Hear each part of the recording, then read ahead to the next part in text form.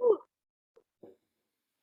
got it. How you dramatically transformed yourself into an inside space. Yeah, yes.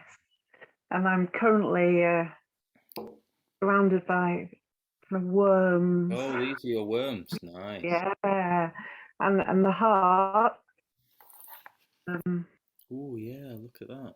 yeah, just by the nature of itself, and yeah. So I'm not going to touch it for a while. Um, yeah, and then I'm going to massacre it with holes and flames and things. Wait for that heart channeling.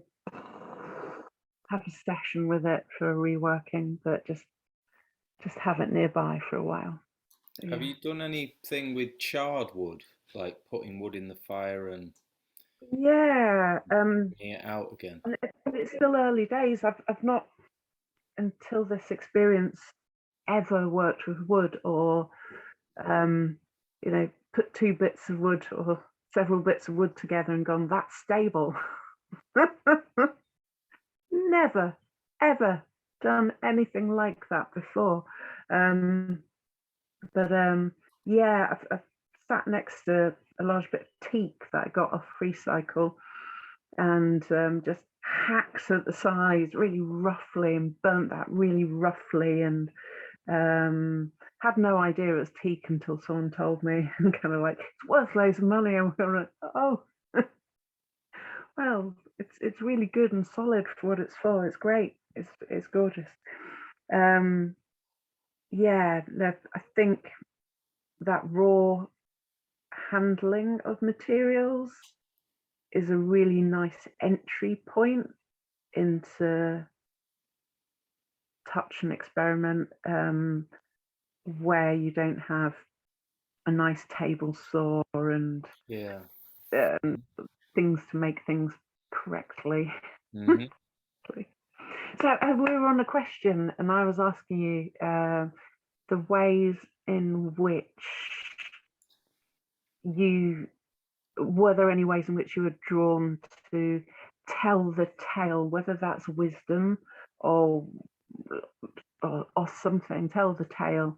And I wanted to add a question to that at the end is if you had a recipe, what recipe would you pass on?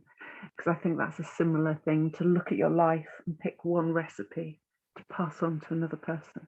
But aside You from that, mean yeah, you mean like recipe of how you're living rather than something no that you're food. cooking So or actually simplify that thing, and I think within food we can probably go, and that food to me means something okay. or it resonates, you know.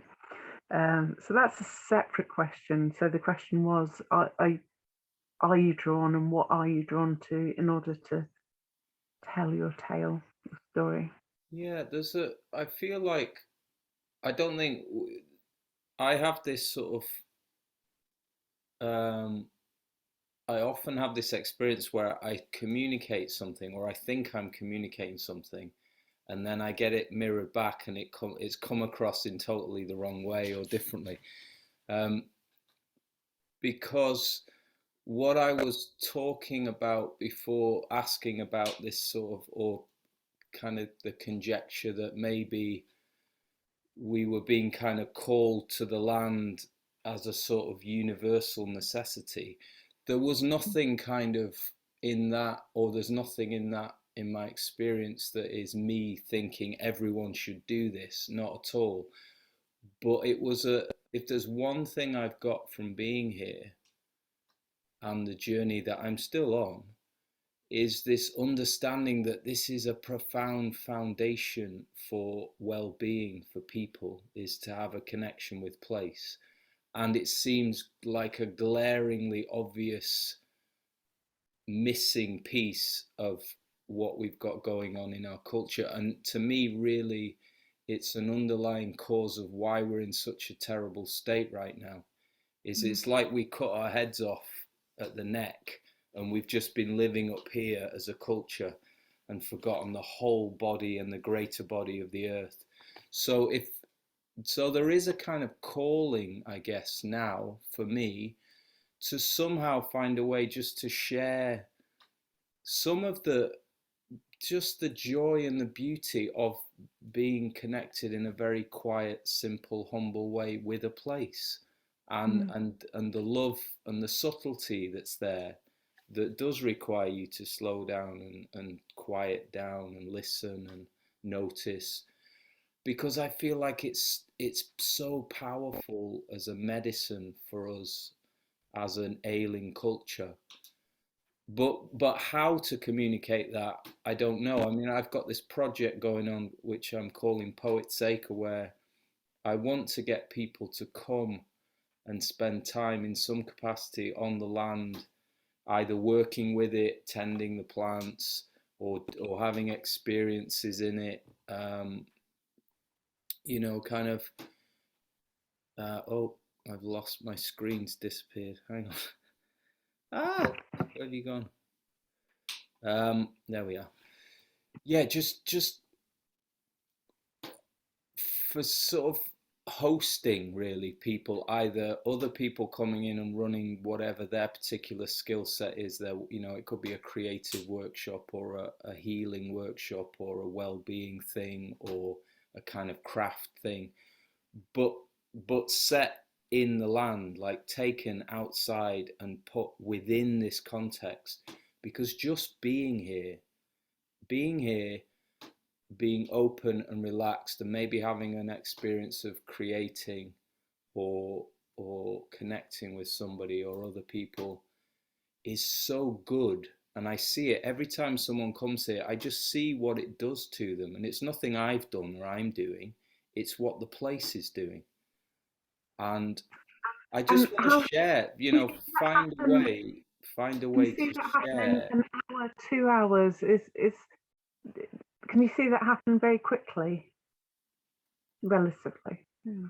Yeah, sometimes people arrive and just their body is going, "Oh my God, this is so beautiful here." They're feeling something, if they're open to that. I see it in people almost immediately.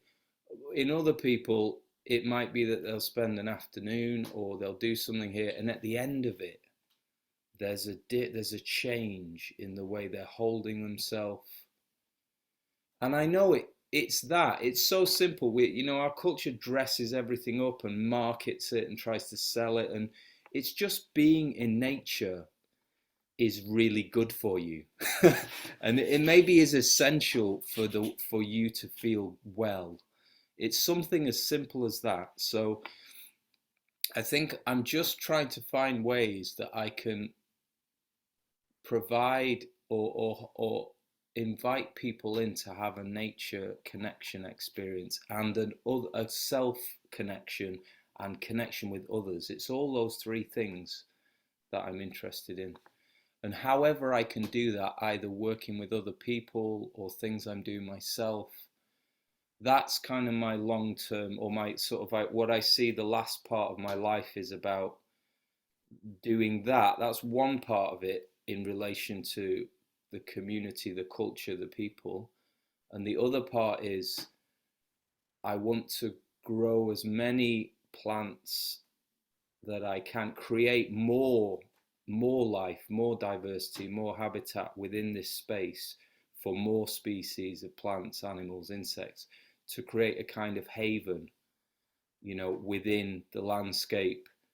I'm lucky because I'm surrounded by organic farmland, but there are massive areas of, you know, Mm. chemical farming going on, which are devastating the kind of soil life, the wildlife.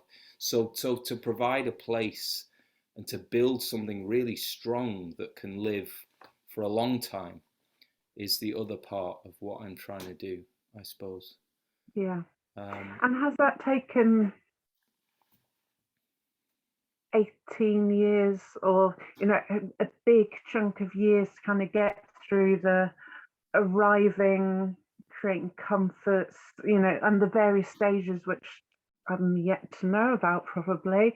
Um, has that taken a load of stages, and are those stages necessary for you to reach this point now to present Poets Acre, to be open up to that? Well, it's such a personal thing, isn't it? You know, a different person might have got to that after 3 years and created this whole thing that the world could come to, but that just wasn't me, you know. And I had a whole period of becoming a father and raising kids when they were younger, and you know, we did a parent and child group here in the woods for a few years, and that turned into a school. I built a classroom in the woods, and we ran a sort of Steiner based class for a small group of kids for a while.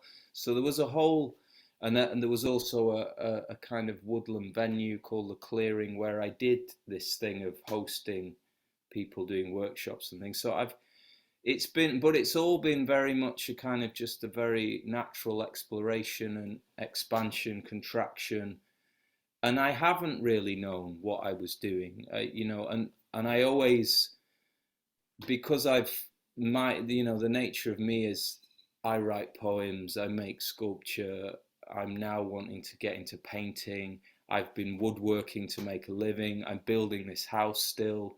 You know, it's I'm so kind of pulled around by everything, um, that there hasn't been a clear plan. Somebody else a bit more organized and a bit more.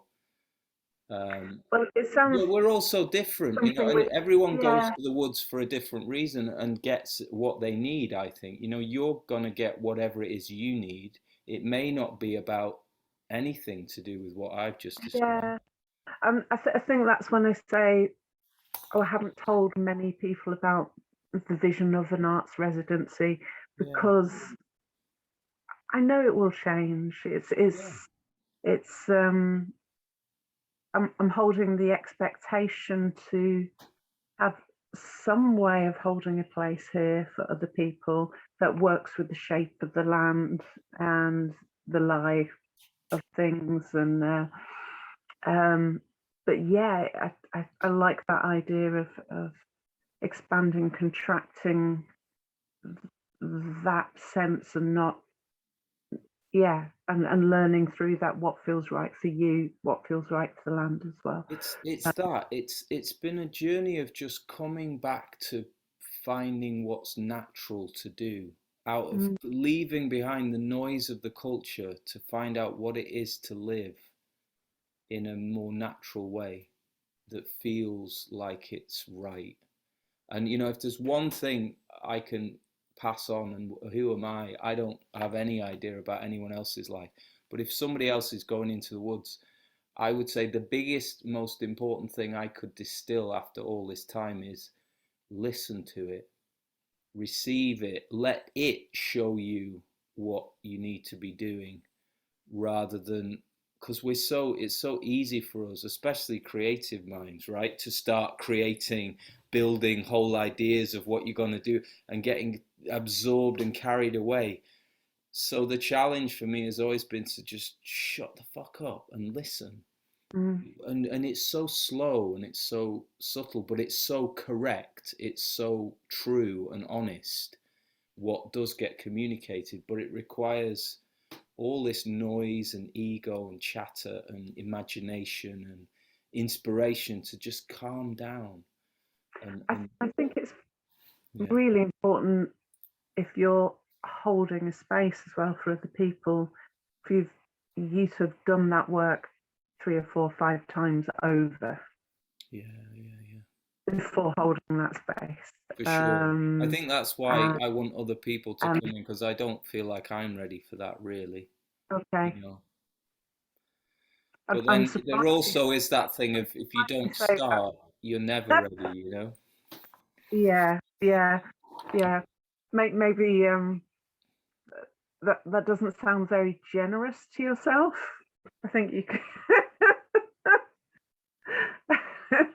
Don't be so tight. It sounds like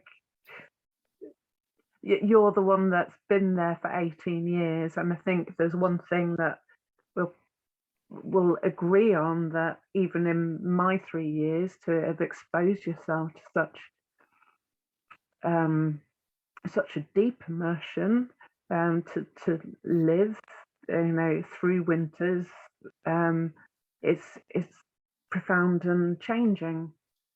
And if, I don't know, I'm sure 18 years will have brought you to a good place, you know. Yeah, a good understanding of how little I know.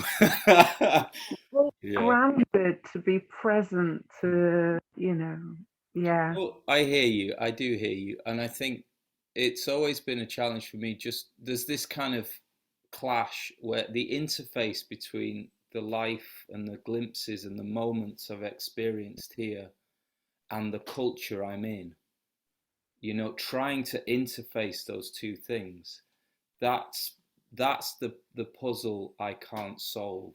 And I've Hmm. been looking how to solve that for all this time, and I'm still not there. And this is the latest iteration Yeah. of how to solve it. And it maybe I feel like I'm at the closest place I've ever been in terms of creating something that can actually communicate this beauty and energy and goodness, can make me a living, can do all of these things in a way that's harmonious. And maybe the times, the world's changed a lot in 18 years. And when I kind of first came here in retreat from the world, I'd given up on the culture and the world I was in because I just thought it's fucked and there's nothing I can do about it. So I'll go and see what nature has to say. But Hmm. now, as it all falls apart, I feel like, well, this is the time for this, and you've done all this preparation. So you have something of value for your community that you need to share because it's deeply valuable. It's a solid thing in the chaos we're in. The land is a solid, dependable thing. Mm. Even if the climate's changing, even if we're under siege from the way we farm the land and how we kind of toxify everything, but it's still so strong and solid and will be here long after humans have gone. It's like plugging into that feels like a vital thing for us to do. And I suppose that as a parent, there's some sense of me wanting to do something to help in some tiny way, uh, you know, try and give my kids some future, because if, yeah, what else can I do? And I just feel like this is the only thing I've learned to pass on to them is that this matters, that if you're looking for something dependable in your life, connect with the place where you live. Even if it's a tiny little garden in the city, Mm. underneath that little bit of sky, if there's soil there or you can bring soil there, you can connect with the land there, with the earth, and it's the most profound foundation for everything else. So that I There's think. one word you've used um, previously and a couple of times in this part, and that's the body, and to become a head and not the body. And I'm sure you referred to that earlier, and I do think that, I don't know, sometimes because we're habitually thinking, analysing, processing, or if there's a group workshop, where are we in that group, or da da da da da, and and then we write a poem, and we may have travelled through our body in that moment and experience, but the product becomes, for instance, some writing from the mind, perhaps, or I think to derail and do that body. I mean, sometimes it's the work. Um, so I've got this one photo which I'm hoping to print really big, and kind of dressed up as the patron saints of soil and toil. So I'm there and with a large mattock, like a crucifix, looking like a nun, and So and good you've got a matter. It's my favorite tool. It's a oh, profound piece of technology, it medieval brings us technology. closer to the badger, I think. For tooth and claw, we're we can't gnaw at the earth. We can't get very far like this before our fingernails are full of dirt and not clawing anymore. And the mattock brings us much closer to that raw mammal experience. It has lots to teach you in my experience, and it's got so many uses that have been forgotten. That's the sense I get from it. I've been using it a long time, and I know that all the ways I've used it are only a small part of what it does. But Mm, it communicates this sort of sense of I am like the original multi-tool. mm, And for hundreds of years, maybe even thousands, I was one of the most important tools in the kit. And yeah, that's the sense I get. And it's got a beauty because of it. It's such a piece of sculpture. It's like an everyday iconic. object Yeah, that is the most sculptural thing in your tool shed. yeah. You could But stand that then up in a some, museum and it would look like a contemporary piece of sculpture. yeah. And there's a beauty to that, you know? But then, and to use it well because it's so large as well. Mm, It's not a handheld object. It's yeah. it's a It's a whole bodily body object, object. right? Yeah. So that to be in the body and to have a target of mattocking this much, that's a like keep on. Okay, just a bit more, but almost there. Right, another barrow full. Blah, blah, blah. Um, and so yeah, the work can be the bodily thing. Um, yeah. So yeah. So there's I've got a group show coming up, and it'll be my first exhibition for a really long time, the first since I've been in the woods. And it's the first time I'm going to bring three pieces together and how the three resonate. And one piece is a kind of creation, sort of birthing thing, and the other is this mattock, and the other is this emotional grief composting the heart, you know. And I really look forward to seeing how they are. But so yeah, birth, work, heart, I don't know, work, body. I don't know. I really look forward Mm, to seeing them together. Um, but it feels. I think one kickback I had about sort of the noise you might get off a lot of nature workshops, esoteric nature yeah. workshops, is this kind of um, sort of airy, fairy. I don't Yeah. know. I've heard I people know what kind you of mean. I know what you maybe mean. intellectualize it too much, or there's a lot of noise and there's a lot of There's a oh lot of bullshit, and all it is just get on the fucking land and get your hands on it and yeah, live in it in some way. There's nothing else, but we have, mm, because this is what I mean by the interface. Because we're in this fucked up selling everything, commodifying everything, consuming everything way of being. Everyone kind of you have ridiculous terms like forest bathing, and it's just being an animal human in nature, which is so important.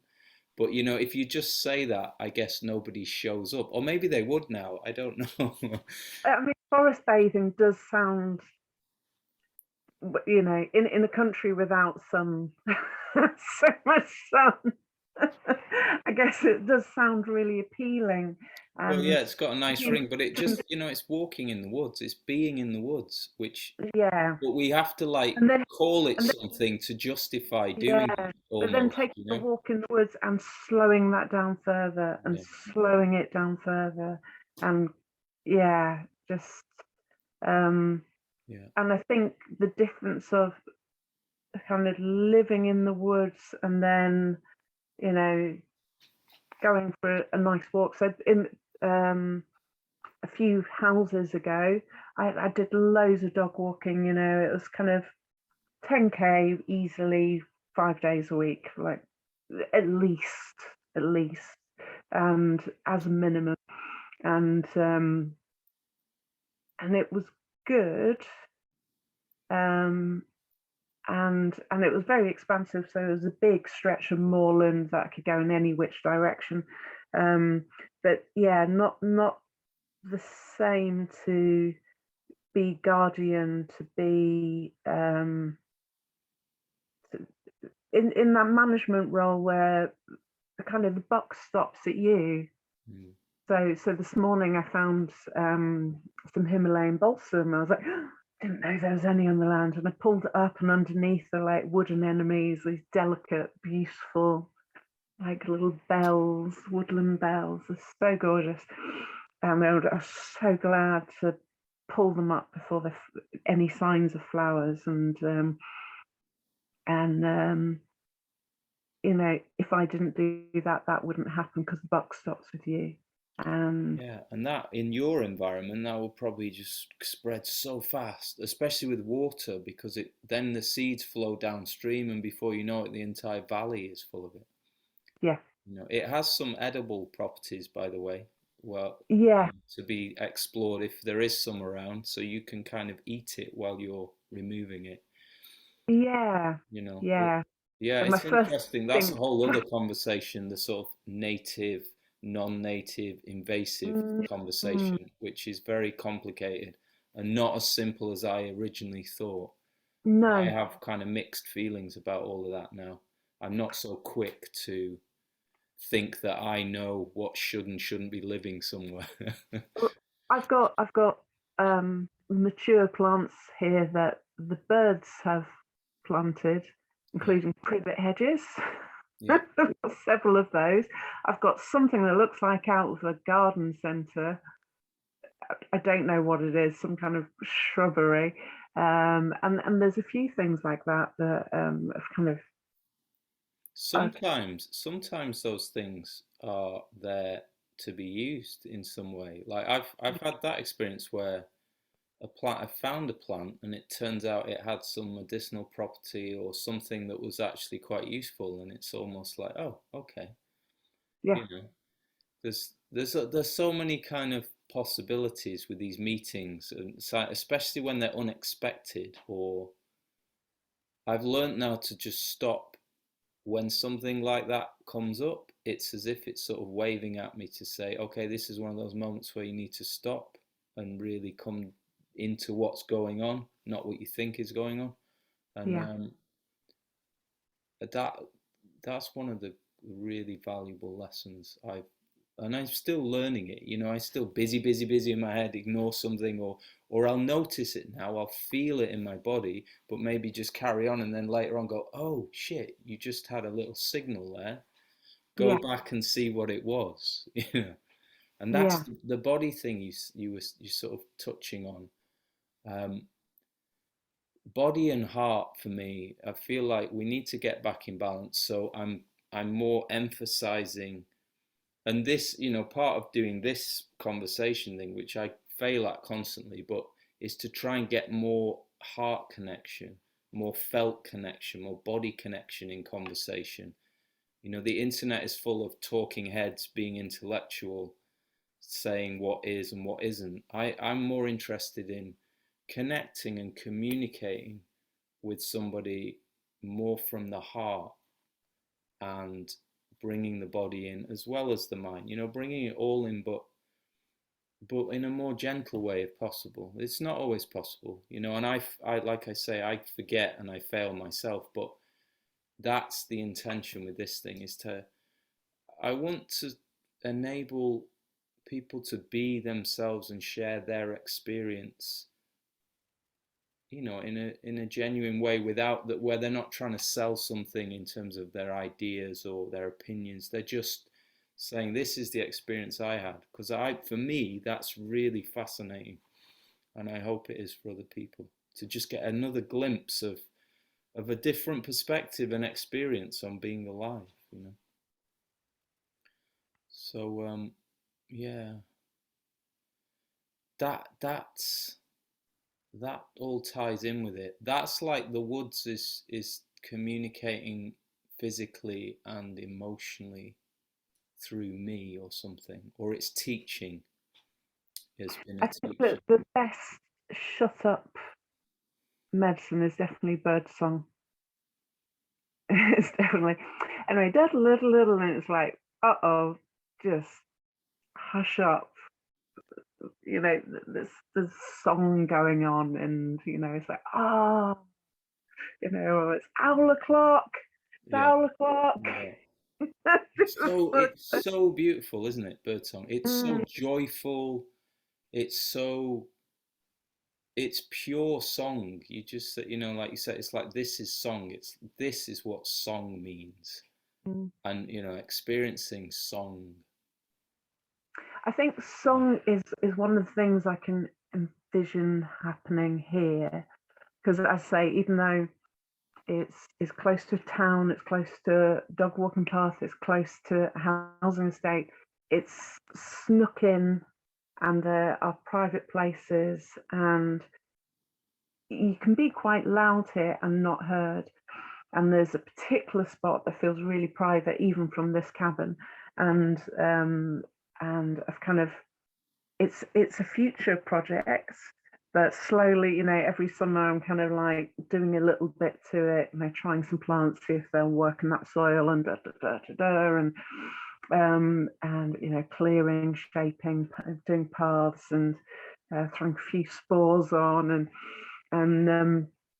and I'm really hoping that's a place, a circular place for creating sound soups, that leaving yourself to contribute to a whole, being aware of the noise you all make, and listening and finding the right time to contribute, to release and add a Mm, noise, and that feels really right for this space.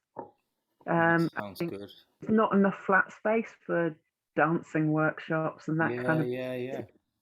I think the idea, when I, like in previous years, I presented the idea of going, hey, I need loads of help working. People are like, Yeah. really busy. I don't feel like it. So it's like, so yeah, the term forest bathing is really useful to attract people to a space. And if that space is appropriate for that, that's really good. That's really good. Yeah. Song and work combined. I see that working where you kind of offer this very reflective, experiencing the woods, um, you sort of softer yin side, and there's kind of just simple physical doing some work where a Mm, few bodies getting something done really quickly is very satisfying for everyone that takes part. You get a small group of people together, you can do a task so quickly, and it can feel so good to do that collectively. That's yes. not something that we often experience now, is building in a very primal way in a group, and how there's so many things in that. Those two things together would be a nice kind of offering as a way of getting help, bringing people in. It's funny when Yeah. you said, Yeah. I just got a vision of when you were talking of all these kind of people dotted around the slope, each next to sitting at the foot of their tree that they found and like, and all kind of singing at different places Oh, in the woods, oh and the my birds are singing, word. you know what I mean? And Oh, that would be they've all amazing. got their space. There's none of that intensity of you're performing because everyone's watching. You found your tree. You're totally feeling good, and someone over there starts making a noise, and then you add your bit when it feels right. What a That's beautiful so thing! good. That's so good. I'll be Followed there. Tell by me a when that's really happening. nice long meal Yeah. that takes hours It's and hours. midsummer. Maybe it's late in the evening or something like that, Yeah. and then there's a fire to come back to, and at Mm, the end of it, yeah, yeah. sign me up. I'll come down for that one. Up, up. Up, across, up. Yeah, yeah. Yeah, yeah. Oh, yeah, yeah. Oh, Hmm. wow. That'd be really powerful, because it's, I think, as well, your voice over distance, and knowing to be heard across the river, to be Yeah, heard across the stretch, and to be sharing the hearing. be amazing.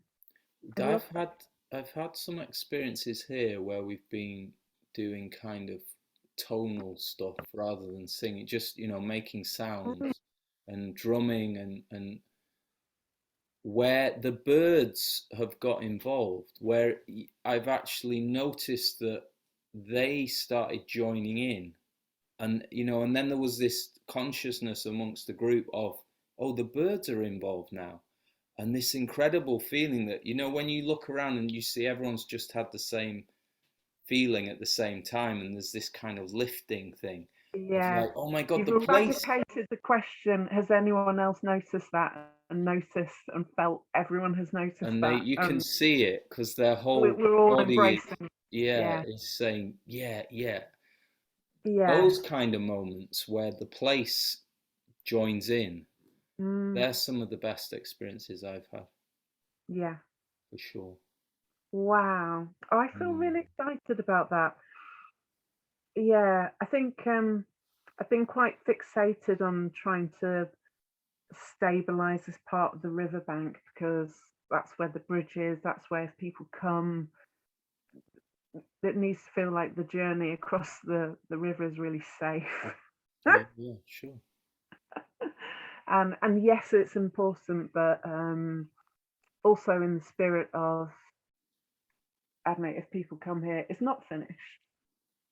It is what it is, and that actually I can share space and experience without necessarily having had to finish the thing and ticked it off the list and moved on to the Yeah, next thing. And I've really kind of enjoyed, especially the last couple of months, the kind of work I've done. I've kind of shaped some really nice steps, and it's kind of like, that's good. That's so much better. If someone's a bit wobbly on their feet, they're not going to be near an edge wobbling. They're going to, yeah, yeah, it's going to be great. So it feels it's my home is better, but it feels I can confidently ask people, even if the hip's a bit sore or mm. all those things to come along. But yeah, It's that's a nice sort of image and analogy. It's like you needed a few years of kind of landing to be able to take the first steps, and it's like that you literally making the first steps of, yeah, so that you now can begin something else.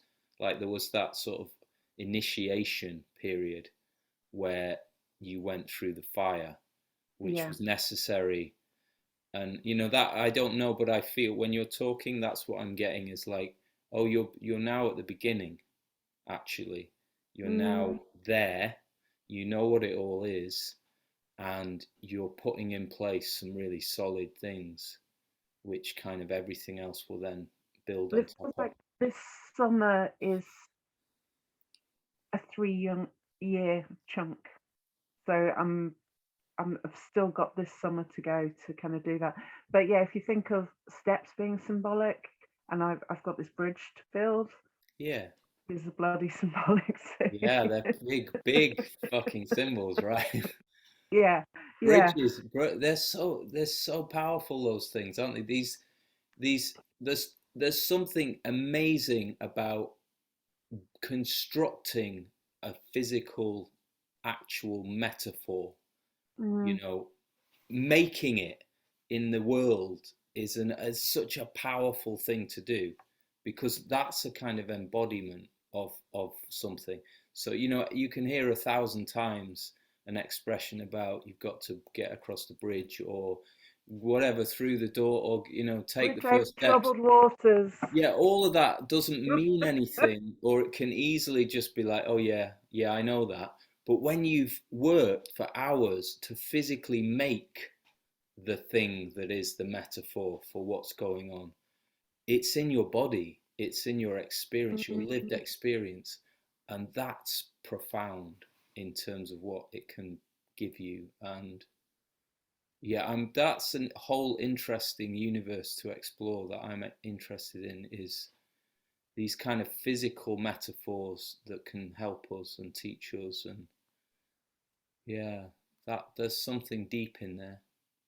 I think there are definitely we don't have to reinvent the wheel, even though to arrive in nature you're at raw state, and where you, well, how can I describe this? How can I name this and that?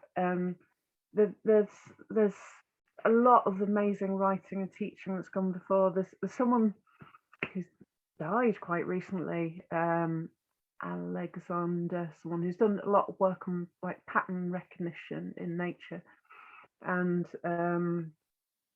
and and some of those are metaphors. I've got a book there, and it kind of describes lots of places, like an alcove. An alcove is like this, and archways, like portals. These and there's lots of people, and some of them are really academic, and they're, they're Yeah. proper Overthought ding, it. ding, ding, ding, ding, ding. But nonetheless, they've pooled it all together Mm-hmm. under these lovely arching just chapters of, what this feels like. These they're bringing together different types of thinking and different types of knowing, and pooling them together. And I love those portals, like archways or a stepping point from one place to another. And yeah, I kind of I built a load of archways, and a friend came, and he was so tall, and they were just all too small for him, so he had to climb over. Okay, redesign. Yeah. Mm. So that didn't work. Never mind. So yeah. Right. I'm We're kind of done. an end for now. In a Oh, way, I'd love to talk to you about native species. I'd love to talk to you about. yeah. Well, I think there's obviously a lot to talk about, so maybe we'll do another one because this has already been, I don't know, 2.5 hours or something. No way. Or something like that. I think the first one it was definitely over an hour and a half, and we've done about Right. 45 minutes now. So, Okay. Yeah. but it's good. I'm up for it if you're up for another one. Quickly, do Yeah. you have, if you were to now pick a recipe, and you were to put you've got a minute left on the earth, and you've got to just this recipe, what would you pass on? Mm. It's probably nettle soup. Okay. And I how do you think the make it nettle, not the taste really nettle, boring? what's that? How do you make it not taste like? I've not never made it nicely, and I've had it. It's like, oh, that's a bit watery. It just tastes greeny. It's so rich. Nettle is so rich in what it has. I would add in either rice or potato to thicken it, so Yeah. you've got that other dimension. And I always put in a bit of onion, a bit of garlic, maybe a carrot or something, possibly, some herbs. But it's such a rich. I like the sort of earthy. I think if you've got enough nettles, that's the other thing in it, and it's thick enough, it's so rich and so potent. And the nettle, I think, is one of the most incredible vegetables to eat that isn't eaten by everybody, and probably has more nutritional value than any other vegetable we grow or buy.